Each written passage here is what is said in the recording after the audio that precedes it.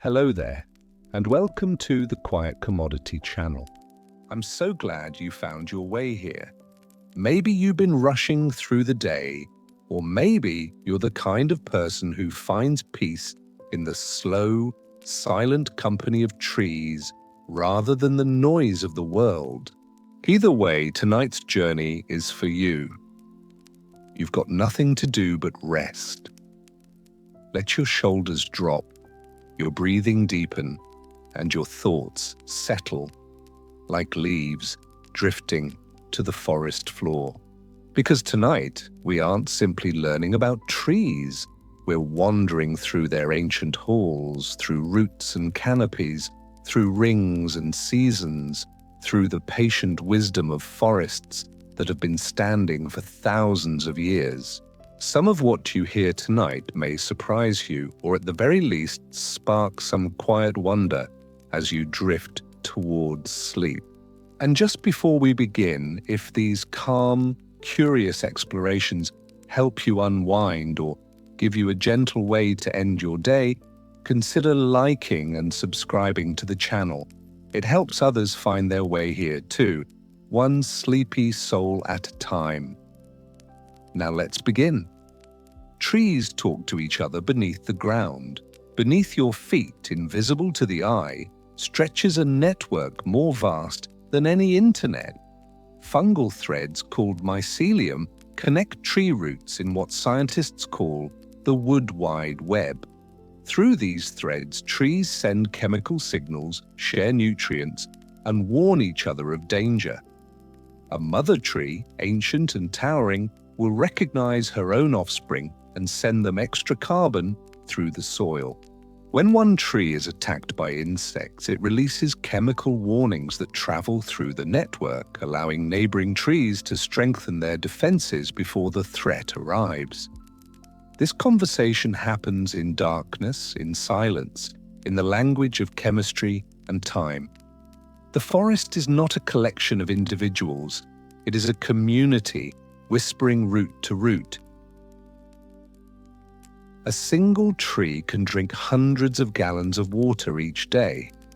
On a hot summer afternoon, a mature oak tree pulls water from the soil through its roots, drawing it upward through narrow tubes called xylem vessels. This water travels up the trunk, through branches, and out to every leaf where it evaporates into the air in a process called transpiration. A large tree can transpire over 100 gallons in a single day, acting as a living pump that moves water from earth to sky. This invisible flow cools the air, moderates temperature, and returns moisture to the atmosphere, where it will eventually fall again as rain. The tree is a fountain, silent and tireless, cycling water through its body, connecting soil to cloud in an endless loop of movement. Tree rings are archives of history. Cut through a fallen trunk and you'll see them, concentric circles radiating from the center, each one representing a single year of growth. Wide rings mark years of plenty, when rain was abundant and the tree grew quickly. Narrow rings speak of drought, cold, or hardship. By counting and measuring these rings, scientists practice dendrochronology, reading history written in wood. They have traced droughts that toppled civilizations, volcanic eruptions that dimmed the sun, and climate patterns stretching back thousands of years. Each ring is a chapter, a slice of time made solid. The tree remembers everything. It holds the past in its body, waiting patiently for someone to read the story carved in its grain. The oldest living tree is over 5,000 years old. In the White Mountains of California, twisted and gnarled, grows a bristlecone pine known as Methuselah. It has been alive for more than 5 millennia, older than the pyramids, older than written language. Its wood is so dense and resinous that it resists decay even in death. these ancient pines grow slowly, adding only a fraction of an inch each year, conserving their strength in the thin mountain air. Methuselah has witnessed the rise and fall of empires, the birth of religions, the transformation of the world. Yet it stands, silent and patient, a living link to a time before history began. It does not hurry, it simply endures, rooted in stone, reaching toward the sky. Redwoods are the tallest living things on Earth. In the coastal fog of Northern California, coast redwoods stretch upward, some reaching heights of over 380 feet. That's taller than the Statue of Liberty, taller than most skyscrapers. To stand at the base of one is to feel dwarfed by time and scale. These giants grow in groves, their roots intertwining for stability, holding each other upright through storms and centuries. Their bark is thick and fire-resistant, their wood soft and fibrous. They create their own weather, condensing fog into rain that drips from their needles, watering the forest below. To walk among them is to enter a cathedral, where light filters down in golden shafts and the air smells of earth and moss. They are living towers, ancient and serene, holding the sky. Sequoias are the most massive living organisms. While redwoods grow tall, their relatives, the giant sequoias, grow enormous. The largest, General Sherman, weighs an estimated 2.7 million pounds. Its trunk is so wide that tunnels have been carved through fallen specimens large enough to drive a car through. Sequoias can live for over 3,000 years, their trunks swelling year by year, their branches thick as other trees' trunks. They grow in the Sierra Nevada, where winter snow insulates their roots and summer sun fuels their growth. Fire does not kill them. It clears the underbrush and cracks their cones, releasing seeds. They are built for endurance, for surviving ice and flame, for standing when everything else has fallen. They are monuments made of wood, breathing and alive. Bark is the tree's armor and skin. The rough exterior of a tree is not dead tissue but a protective layer, constantly renewed from within.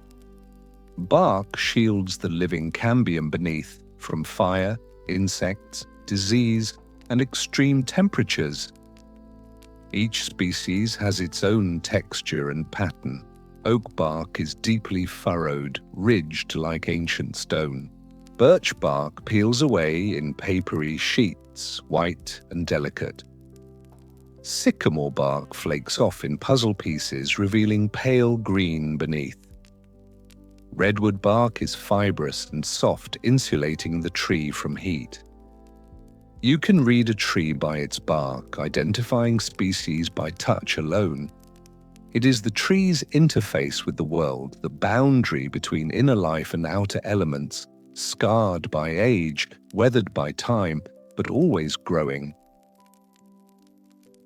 Photosynthesis turns sunlight into wood. A tree is made of air and light solidified. Through tiny pores in its leaves called stomata, it pulls in carbon dioxide. Water rises from the roots. Chlorophyll in the leaves captures sunlight. In a quiet chemical miracle, these elements are transformed. Carbon dioxide and water become glucose and oxygen. The glucose fuels the tree's growth, linking into cellulose, forming wood fiber, building the trunk cell by cell.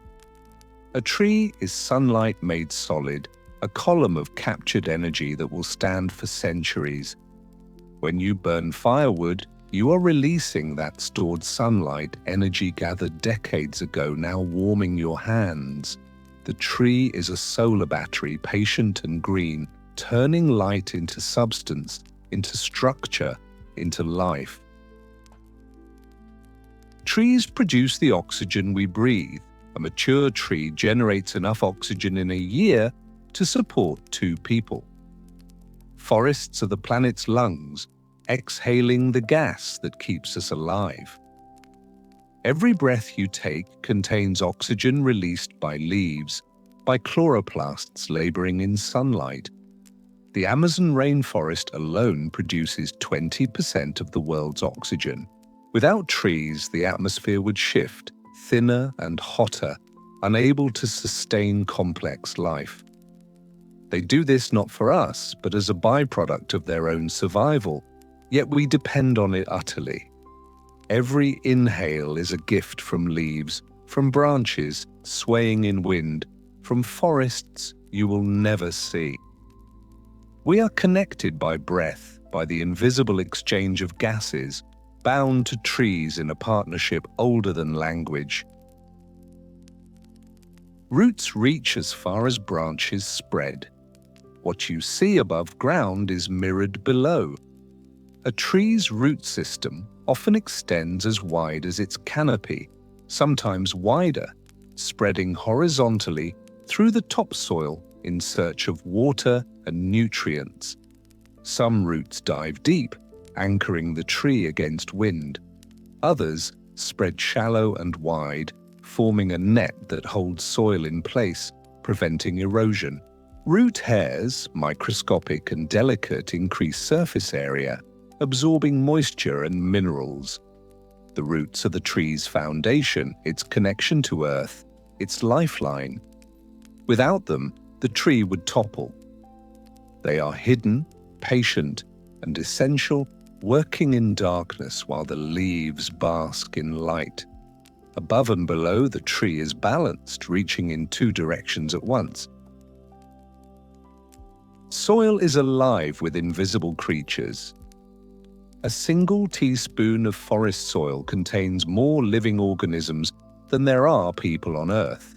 Bacteria, fungi, nematodes, protozoa, and countless others form a living matrix.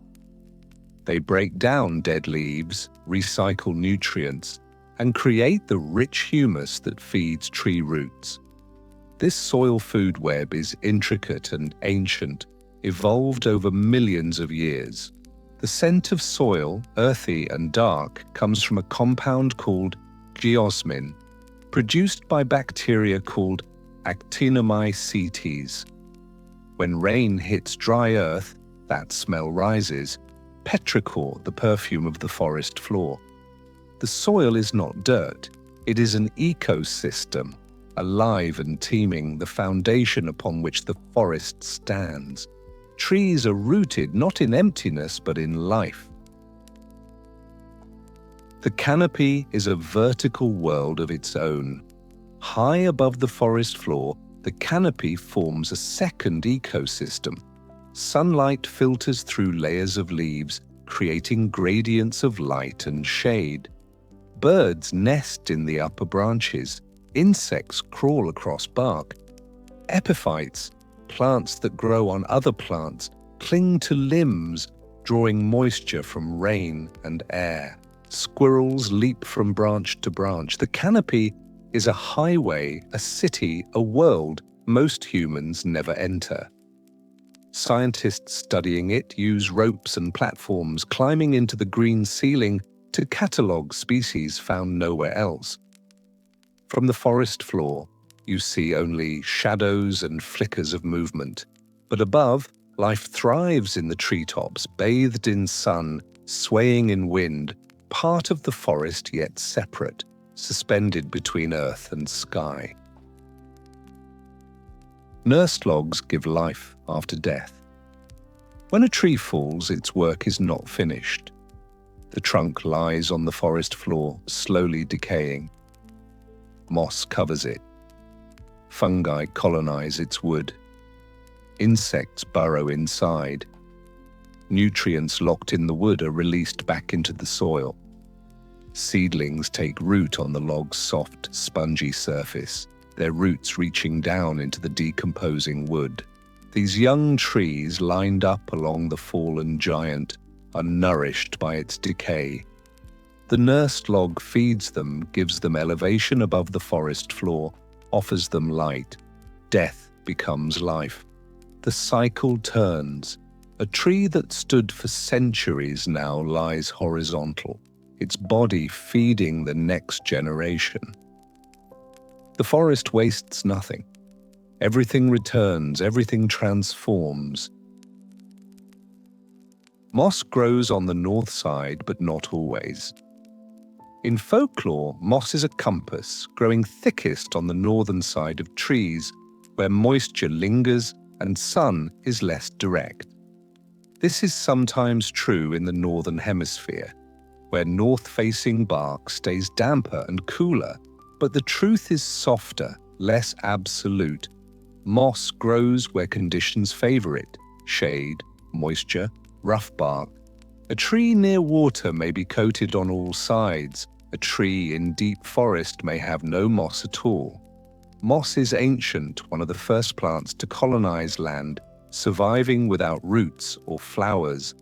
It holds water like a sponge, softening the forest, muting sound. To touch moss is to feel something primordial, green and damp, clinging to stone and bark, patient as the trees themselves. Trees have a heartbeat. Researchers discovered that trees pulse slowly, their trunks expanding and contracting by fractions of a millimeter every few hours. This rhythm is tied to water movement, to the tree drawing moisture upward and releasing it through leaves. It is not a heartbeat in the animal sense, but a circulation, a slow tide moving through wood.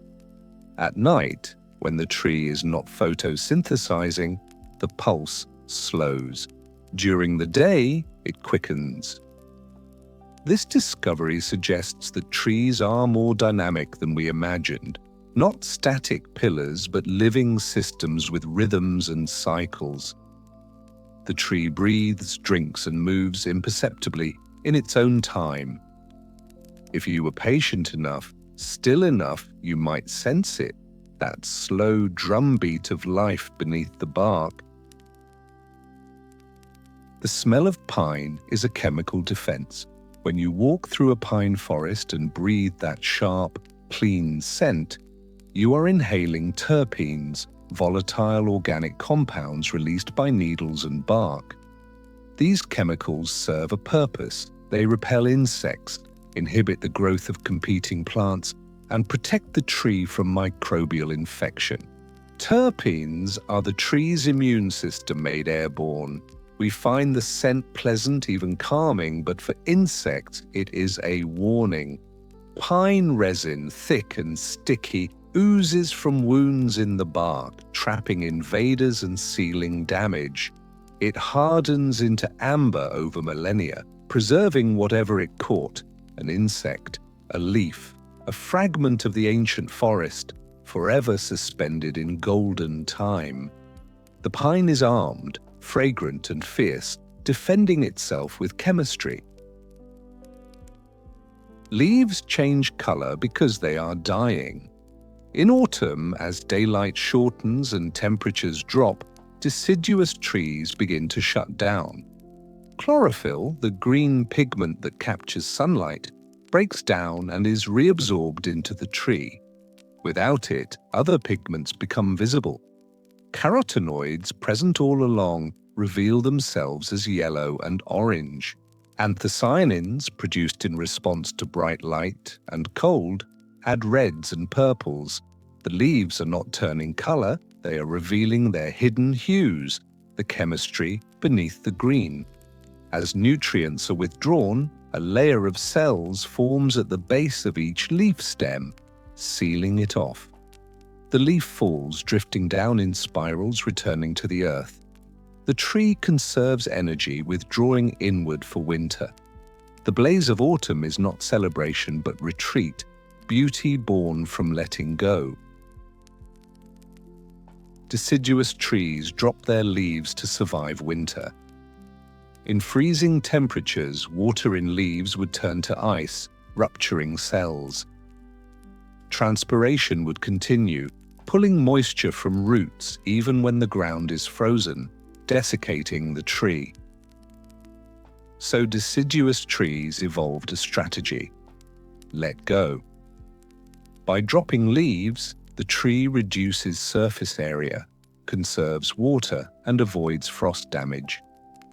It enters dormancy, slowing its metabolism, enduring winter in stillness. Buds remain sealed, protected by scales. Inside, next spring's leaves wait, compressed and folded, ready to unfurl when warmth returns. The bare branches are not dead, but sleeping, patient and efficient. In spring, the cycle resumes. Leaves emerge, bright green and tender, and the tree resumes its slow work of turning light into life. Evergreens keep their needles for years. Pines, spruces, firs, these conifers, do not drop all their needles in autumn. Instead, they shed them gradually, replacing old needles over several years. Their needles are adapted for cold, thick cuticles reduce water loss, and their narrow shape sheds snow. Evergreens can photosynthesize whenever temperatures rise above freezing, even in winter, giving them an advantage in harsh climates. Their needles are tougher, more resinous, less palatable to herbivores. They stand dark against snow, silent and unchanged, while deciduous forests around them lie bare. They are the endurance specialists built not for rapid growth but for survival, green year-round, patient through blizzards and ice. Snow on pines muffles the world. After a heavy snowfall, a pine forest becomes a place of profound silence. Snow clings to branches, bending them down, muffling sound. Footsteps are soft. Voices carry strangely. The air feels thicker, quieter, as if the forest is holding its breath. Snow insulates the ground, protecting roots and small creatures from the worst cold. It reflects light, making the forest brighter even on overcast days. The pines stand patient, weighted with white, their needles dark beneath. When wind blows, snow falls in soft cascades, drifting down through shafts of pale light. The forest becomes a study in contrasts, black and white, stillness and motion, cold and shelter. It is winter at its most peaceful, the world reduced to essentials, silent and waiting.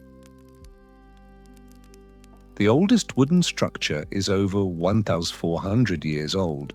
In Japan, the Horyuji Temple contains wooden pillars that have stood since the year 607. The wood is Japanese cypress, hinoki, known for its durability and resistance to rot. Craftsmen selected and shaped these timbers with precision, fitting them together without nails. Over 14 centuries, the wood has darkened, hardened, its grain tightening with age. It has survived earthquakes, fires, and the passage of empires. To touch it is to touch the past, to feel the work of hands long gone, to sense the continuity of material and memory. Wood, properly cared for, endures.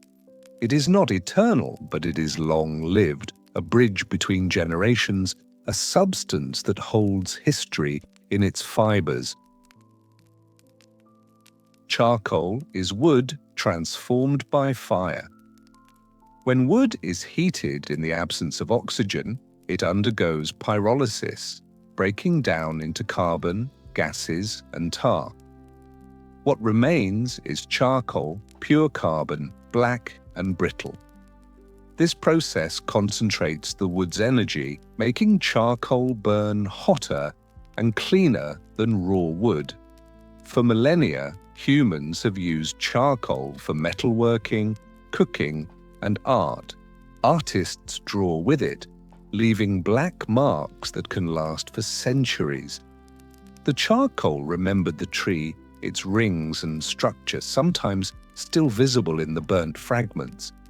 It is wood reduced to its essence, transformed by fire into something simpler, harder, more intense. The tree in this form becomes fuel, becomes heat, becomes light against the darkness. Paper is the forest made flat. The page you might be imagining right now, the paper in books and journals, is tree pulp pressed into sheets.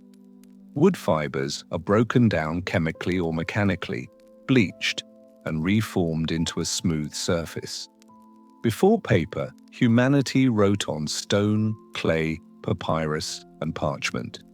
Paper democratized knowledge, making books cheaper and more widespread. Libraries filled with millions of volumes of forests compressed, information stored in cellulose. The invention of paper changed civilization, yet every page represents a tree, a sacrifice of wood for words. Increasingly, forests are managed sustainably, paper recycled, but the link remains.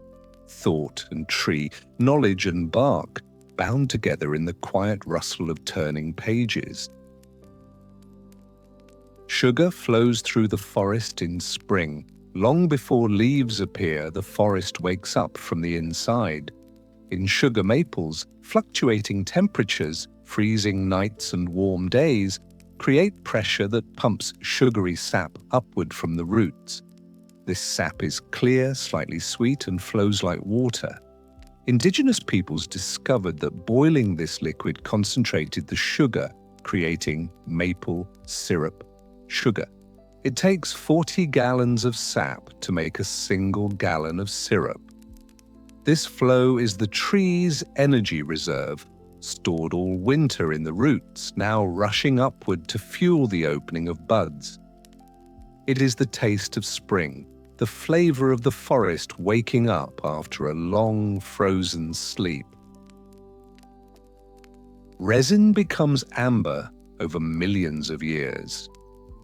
When a tree is wounded, it produces sticky resin to seal the injury and trap invaders.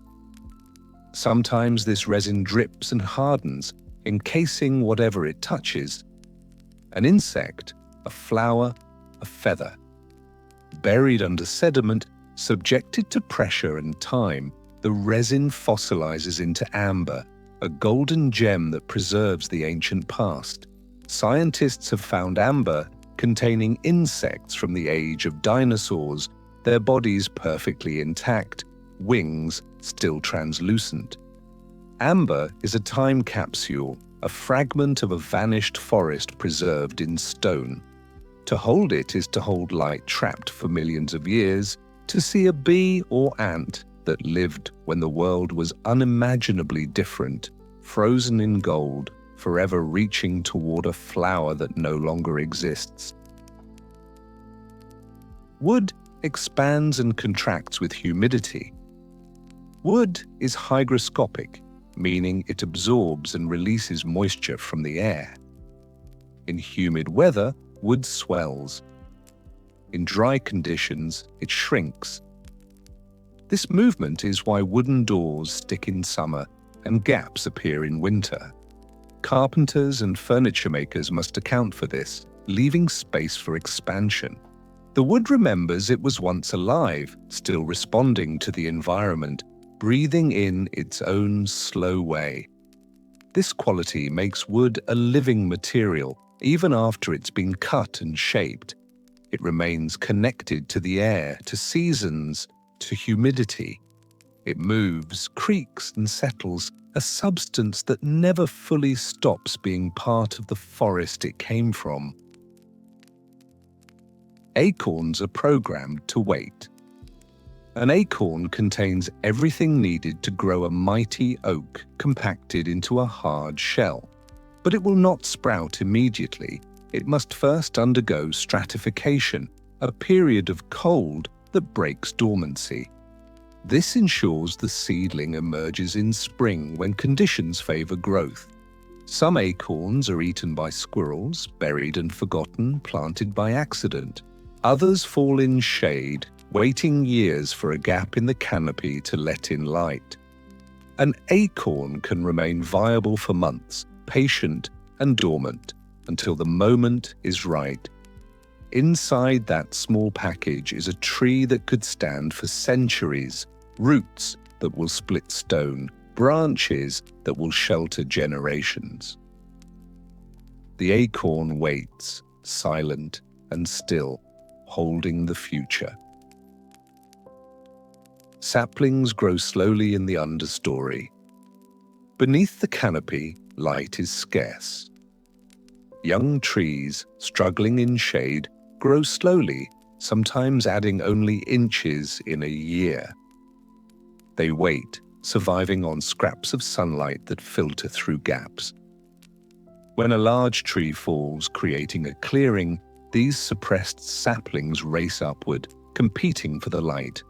The one that reaches it first will dominate, shading out its rivals. This is the forest's lottery, a game of patience and position.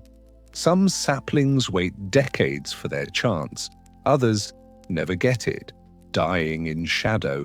But those that succeed inherit the canopy, their crowns spreading wide, and the cycle begins again. The forest is a competition measured in years, in inches, in the slow accumulation of wood and time. A tree can live for centuries without reproducing. Not every tree bears seeds. Some are too young, too stressed, or simply in the wrong conditions. Yet they continue growing, adding rings, surviving storms, contributing to the forest. They produce oxygen, shelter wildlife, stabilize soil. Reproduction is not the only measure of success. A tree that stands for 200 years, never once producing viable seed, has still shaped its environment, still played its role. The forest is patient. It does not demand productivity from every individual. Some trees are simply part of the structure, the background, the support system. They stand, they endure, and that is enough. Their worth is not measured in offspring, but in presence, in the slow work of being. Wood grain tells the story of growth. Slice through a board, and you'll see it. The pattern of light and dark, curves and swirls, the grain of the wood. This is the tree's internal structure made visible, the arrangement of xylem vessels and fibers that carried water and nutrients. Growth rings create bands, knots mark where branches once grew. Figured wood, burl, flame, quilted patterns results from irregular growth, stress, or disease, creating unique, prized textures. No two pieces of wood are identical. Each carries the memory of the tree. Where it grew, what it endured, how it bent in wind. Woodworkers read grain, follow it, honor it. The wood, even dead, still speaks. The first wooden ships carried humanity across oceans. Wood floats, bends, and can be shaped with simple tools. For thousands of years, trees became boats carrying explorers, traders, and warriors across rivers and seas. The Egyptians built reed boats, then wooden ones. The Vikings crafted long ships from oak, sleek and swift. The great age of sail relied on forests, masts from pine, hulls from oak, decks from teak. Entire forests were felled to build navies. Ships were living wood, creaking and flexing with the waves, salt soaking into their planks. Wood made exploration possible, connecting continents, spreading cultures. When you see an old ship, you are seeing a forest repurposed. Trees that once stood still, now carried by wind and current, moving through time and water. Log cabins were built from the forest's abundance. Settlers in North America found forests so dense that clearing land for farming meant cutting down thousands of trees. Rather than waste the wood, they built homes from logs, stacking them horizontally, notching the ends to fit together. The logs provided insulation, protection from weather and predators. Gaps were chinked with mud or moss. A log cabin could be built with an axe, a saw, and patience. Inside, the walls smelled of resin and sawdust. Outside, the forest pressed close, still and watching. These cabins were temporary, simple, yet many stood for decades. They were the forest domesticated, trees turned into shelter, wood still holding warmth, still serving, even after being cut. Fire can be a tree's ally. Some species, like lodgepole pines and giant sequoias, have evolved to thrive with fire.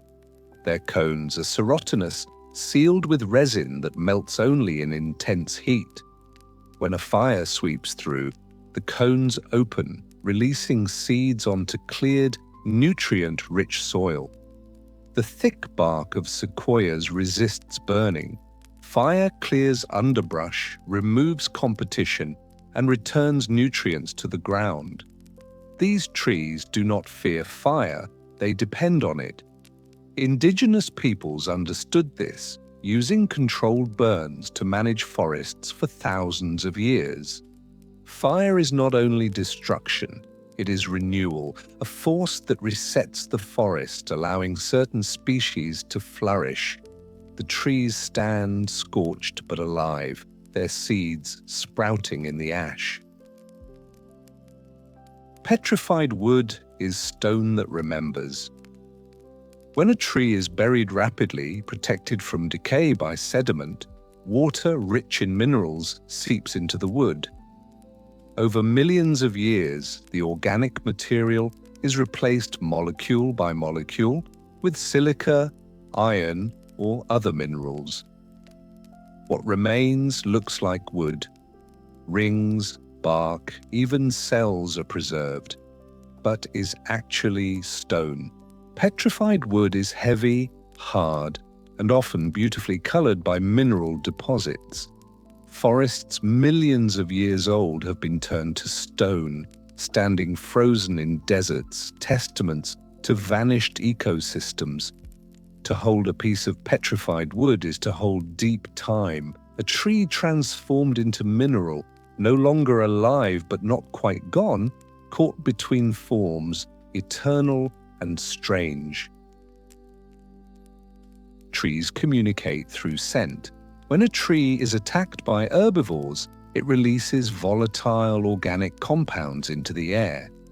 Neighboring trees detect these chemicals and respond by producing defensive compounds in their leaves, making themselves less palatable.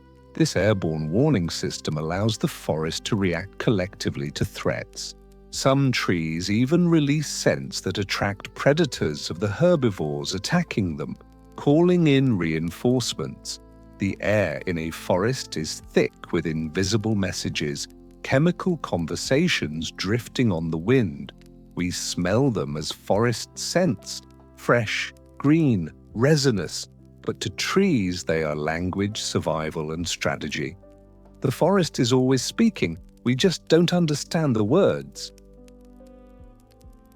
Bonsai trees are full-size trees miniaturized.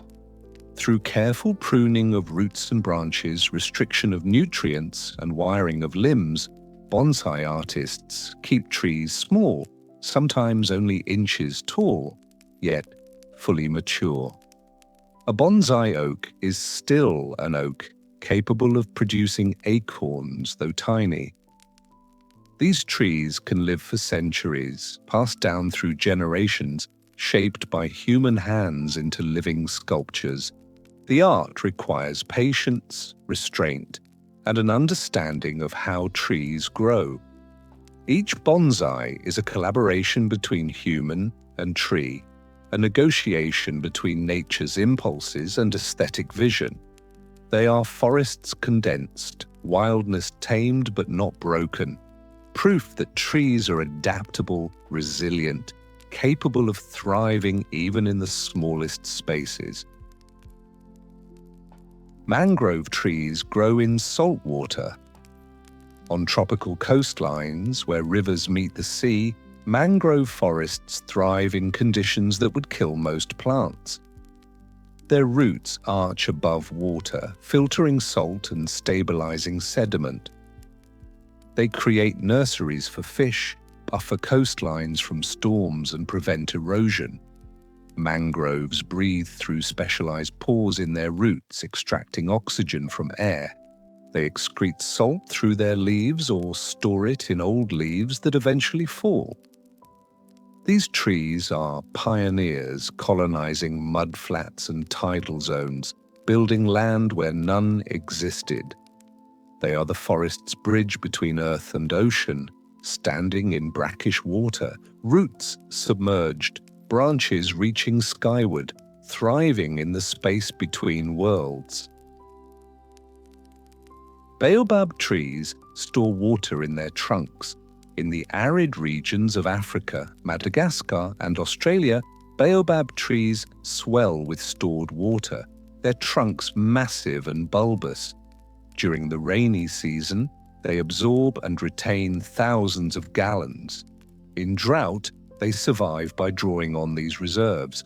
Baobabs can live for thousands of years, their trunks hollow with age, sometimes large enough to shelter people or animals. They flower at night, pollinated by bats, and produce fruit rich in vitamin C.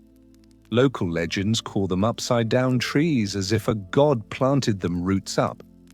They are strange, ancient, and utterly adapted to their harsh environment, living proof that trees can thrive almost anywhere, transforming challenge into survival. Willows bend but do not break. Willow branches are flexible, pliant, able to bend nearly double without snapping. This flexibility makes them ideal for weaving baskets, building structures, and creating living fences. Willows grow fast, near water, their roots stabilizing riverbanks and preventing erosion. They can regenerate from cuttings, a branch stuck in mud, sprouting roots and becoming a new tree. In folklore, willows are associated with sorrow and mourning, their drooping branches like tears, but they are also resilient, adaptable, able to survive flooding and harsh pruning.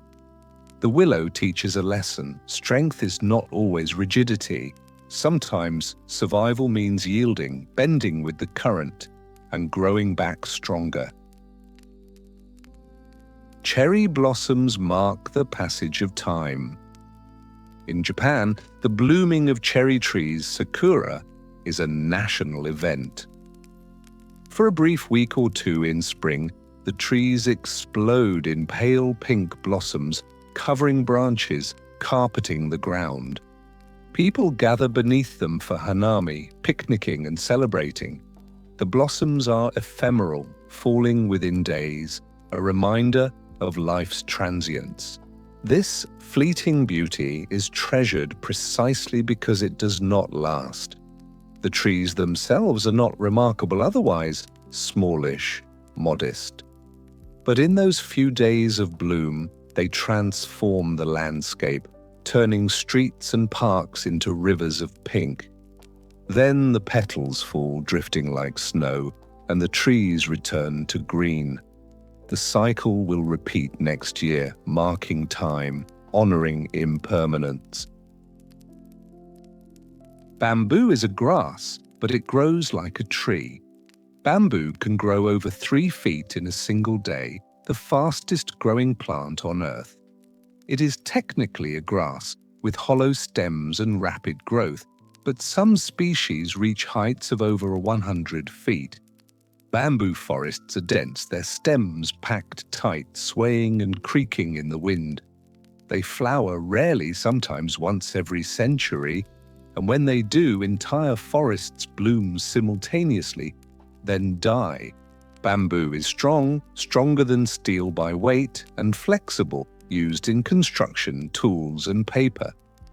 In Asia, it is a symbol of resilience and adaptability. It bends in storms but does not break. It is cut but regrows. Bamboo is wood that is not wood, a tree that is not a tree, defying categories, thriving in its own way. Cork comes from the bark of oak trees. The cork oak, native to the Mediterranean, has thick, spongy bark that can be harvested without killing the tree. Every 9 to 12 years, skilled workers strip the outer bark, which regenerates. This cork is lightweight, waterproof, and elastic, used for bottle stoppers, flooring, and insulation. The trees can live for over 200 years, harvested dozens of times. Cork forests support biodiversity and prevent desertification. The harvest is sustainable, one of the few industries where the tree is more valuable alive than dead. The cork oak gives and gives, its bark regrown, its life continuing, a partnership between human and tree that has lasted for centuries. The Wollemi pine was thought extinct for millions of years. In 1994, in a remote canyon in Australia, a park ranger discovered a grove of trees no one had seen before. They were Wollemi pines, a species known only from fossils, believed extinct for 2 million years. Fewer than 100 adult trees exist in the wild, hidden in a secret location to protect them. They are living fossils, survivors from the age of dinosaurs, their lineage stretching back 200 million years.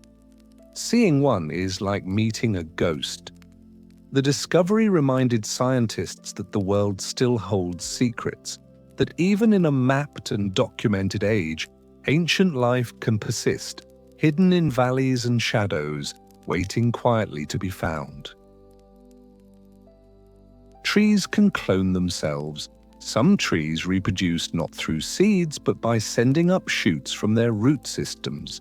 An entire grove may be genetically identical, connected underground, technically a single organism. The Pando Aspen Grove in Utah is one tree with over 40,000 stems, covering 106 acres, weighing an estimated 6 million kilograms.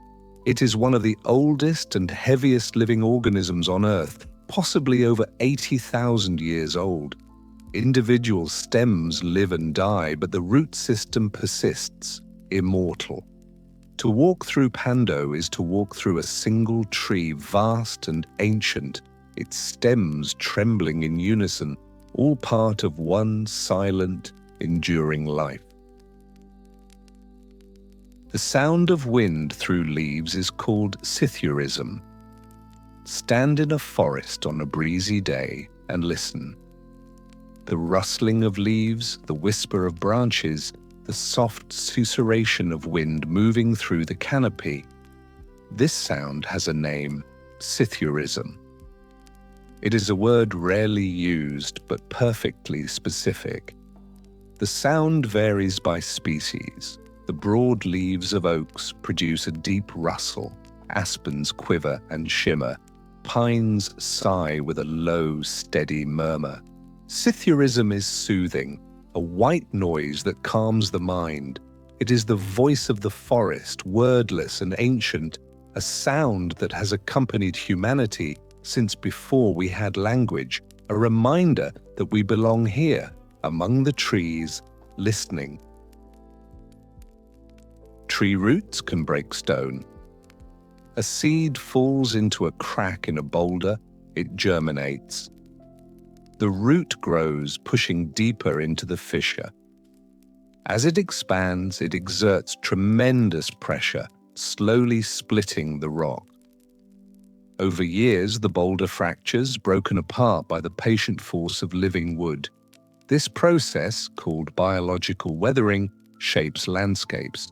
Roots pry apart cliffs, crumble walls, and turn stone into soil. The tree does not intend to break the rock. It simply grows, seeking water and stability. But in doing so, it reshapes the world, proof that softness, given time, can overcome hardness. The tree is patient. The stone eventually yields. Leaves fall in spirals due to their shape. As a leaf detaches and falls, air resistance causes it to spin. The shape and weight distribution determine the spiral's pattern. Watching leaves fall is hypnotic, their descent slow and unpredictable, each one tracing its own path. They drift on currents, tumbling and gliding, covering the ground in layers. This falling is not random. Physics guides it, the leaf's form interacting with air, a tiny performance of motion and gravity. By spring, the fallen leaves have decomposed, returning nutrients to the soil, feeding the tree that dropped them. The spiral continues, leaves falling, rotting, and nourishing new growth. The forest recycles itself endlessly. A tree's leaves can total several acres of surface area. A single mature oak may have over 200,000 leaves. If you could lay them flat, edge to edge, they would cover several acres. This vast surface captures sunlight, maximizing photosynthesis. Each leaf is a solar panel, and together they form a canopy capable of feeding the entire tree. The energy captured flows down into the trunk, into roots, supporting the tree's immense structure. The leaves are transient, replaced each year, but their work sustains the tree for centuries. They are small, fragile, and short-lived. Yet collectively, they are powerful, the interface between tree and sun, the engine of growth. Some trees are grown to become music. In high-altitude forests where cold weather forces slow growth, spruces and maples develop wood with tight, even grain. This is tone wood, prized by luthiers for building violins, cellos, and pianos. The famous Stradivarius violins were crafted from trees that grew during the Little Ice Age of the 1600s, giving the wood a density and resonance that has never been replicated. When you hear an orchestra, you are hearing the forest singing. The vibration of the strings travels through wood that stood silent on a mountain centuries ago. The tree died, was cut and shaped, but in the hands of a musician, it finds a new voice, resonant and clear. The forest floor is always becoming. Dead leaves fall, branches drop, trees topple, fungi digest, bacteria decompose, insects consume, nutrients return to soil, new seeds germinate, saplings rise. The forest floor is not static, but a layer of constant transformation, where death feeds life, where ending and beginning blur together. It smells of decay and growth, of mushrooms and moss, of earth turning itself over. To walk on the forest floor is to walk on time itself, on centuries of accumulated life, compressed and recycled, supporting the next generation. The forest does not waste, it transforms. Everything returns, everything rises again. The cycle is endless, patient, and perfect. And now the shadows lengthen and the forest grows quiet. We've wandered through 50 slow truths, from roots to canopy, from seed to fallen log, from ancient groves to the chemistry of leaves. You've walked among giants, felt bark beneath your hands, breathed the scent of pine and soil.